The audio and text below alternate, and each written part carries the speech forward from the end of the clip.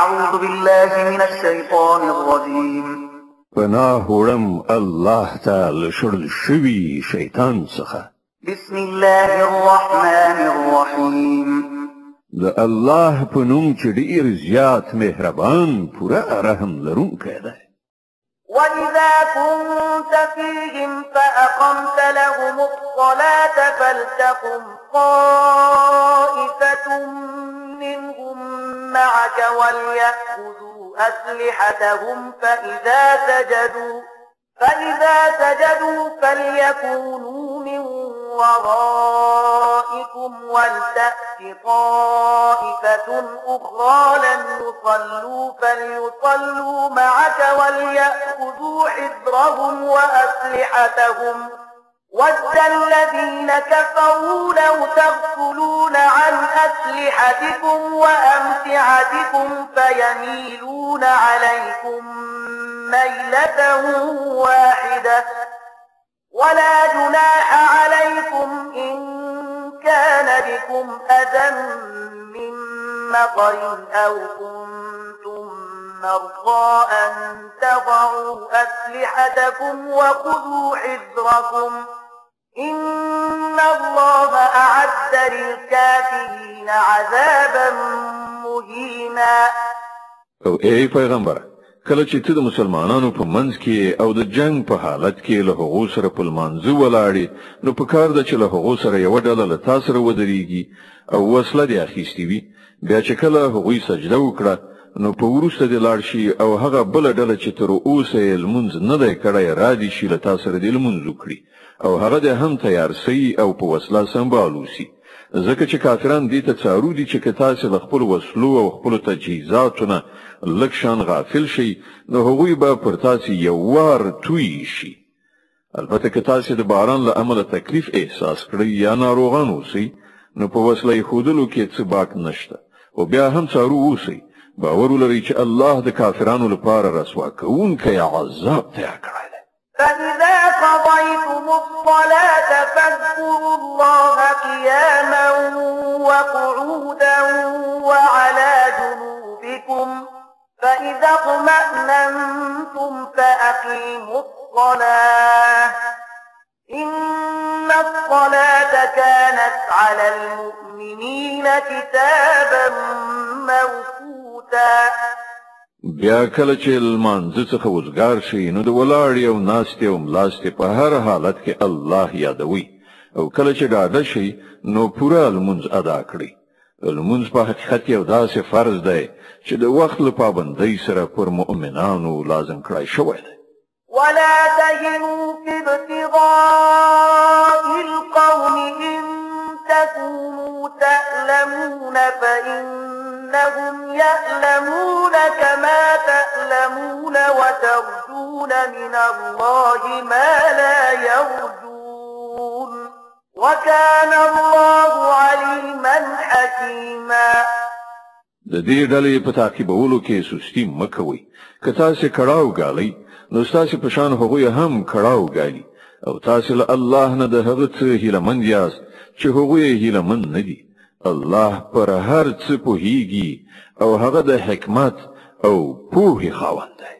إنا أنزلنا إليك الكتاب بالحق لتحكم بين الناس بما أراك الله ولا تكن للخائنين خصيما واستغفر الله إن الله كان غفورا رحيما.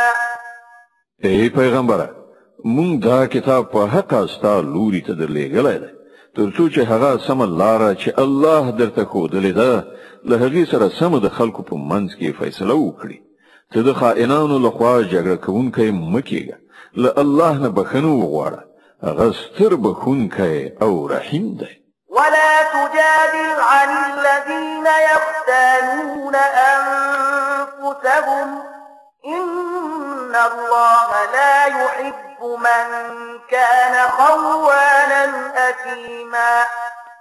کوم کسان چې خپل ځان سره خیانت کوي ته د هغو ملاتړ مه کوه، د الله هغه څوک نه خوښیږي چې خائن او د ګناه په لار روان وي.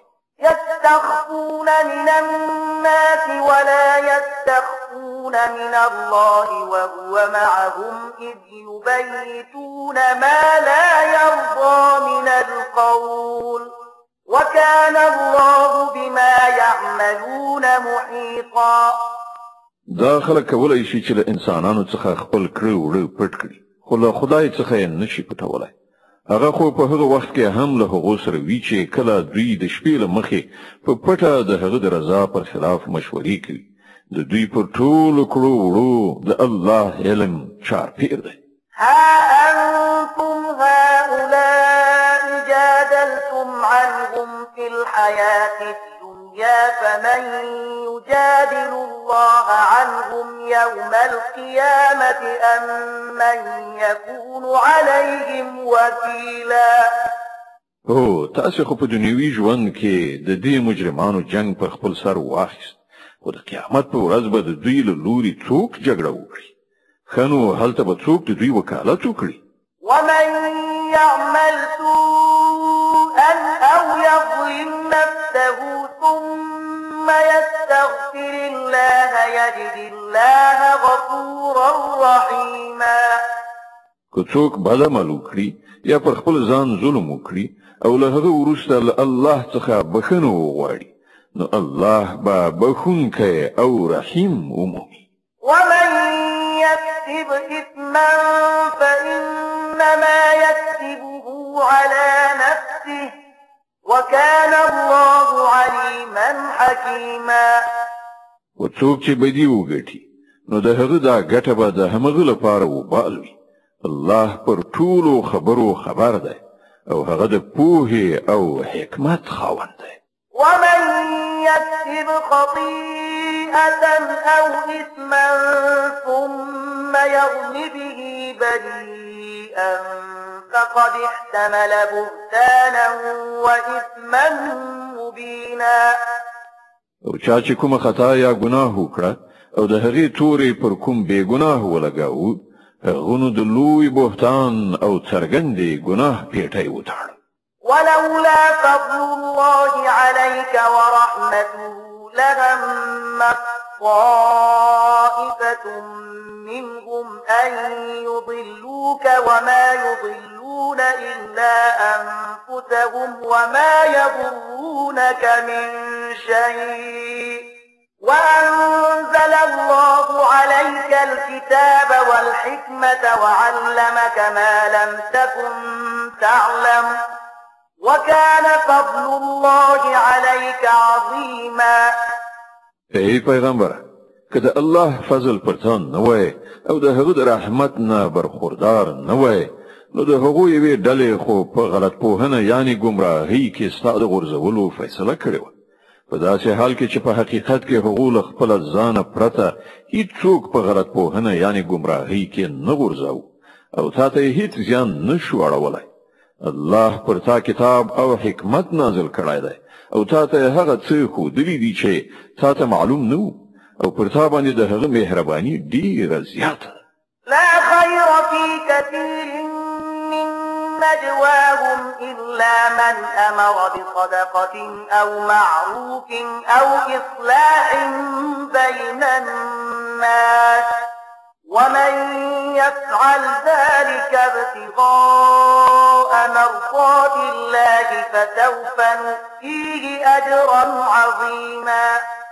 د خلکو په پټو خبرو اترو کې زیاتره څه ښېګڼه نه وي. هو که څوک په پټه توګه د صدقې او خیرات لارښوونه وکړي یا د کوم ښه کار لپاره یا د خلکو په چارو کې د اصلاح کولو لپاره چاته څه ووایي نو البته دا ښه خبره ده او څوک چې د الله د خوشحالولو په خاطر داسې وکړي هغه ته به موږ لوی ثواب ور په برخه کړو. صدق الله العظيم. الله ستر رښتیا ویونکی دی.